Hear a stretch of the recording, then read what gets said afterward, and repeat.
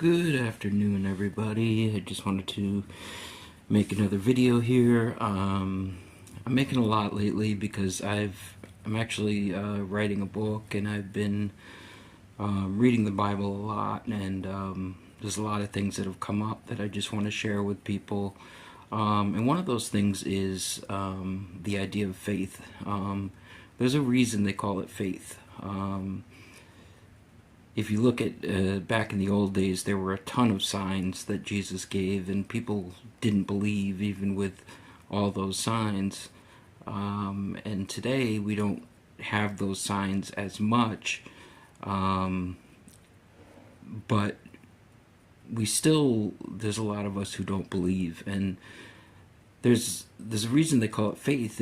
If God just wanted to give us all kinds of signs and make it obvious, then everyone would believe. But there's a reason it's called faith, and that's because we have to believe without actually seeing for ourselves. But the truth is, you can feel it for yourselves because there's miracles every day, and you can feel God.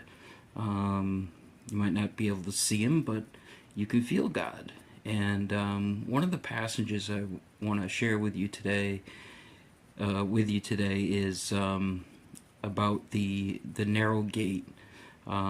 Jesus talks about the wide gate and the narrow gate, and the narrow gate much fewer people go through, and it's the gate that leads to eternal life, and it's the gate that's much harder to go through. And then the other gate is the wide gate, and that one is much easier to go through, and many more people go through it, but it leads to destruction. And I wanted to read that verse to you right now. Let me just put on my glasses. So this is Matthew chapter 7, and I'll be reading verse 13 and 14. And it says, "Enter by the narrow gate, for the gate is wide and the way is easy that leads to destruction, and those who enter by it are many. For the gate is narrow and the way is hard that leads to life, and those who find it are few." So my message today is, be one of those people who go through the narrow gate. And it's a harder